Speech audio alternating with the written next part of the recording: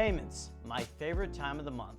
Most people think an airplane lease is a handshake between me and the lessee, and that's not the case at all. Come look at this. This is the actual checklist that I use to ensure that I get paid and I don't skip a beat. I had an aircraft leased in North Carolina, and it was on one of those handshake deals.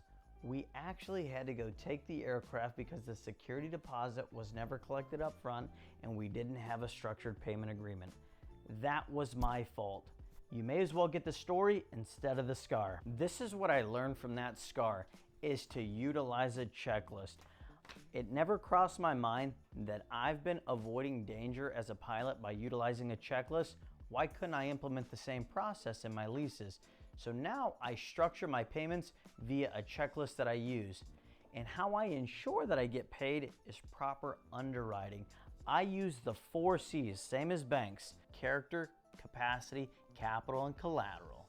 And a lot of you are thinking, what does that actually mean? Well, let's start with character. Does the person have a criminal background? Do they have good credit? Have they been paying on time? Next is the capacity. In my world, we call it a debt to income ratio. Companies have the same exact thing. Does their cash flow actually allow them to pay me back for the lease that we've created?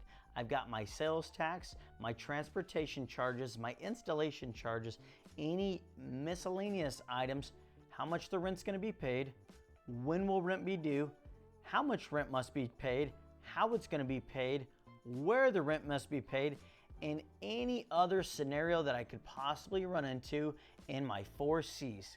The reason I have leases is so I don't get screwed.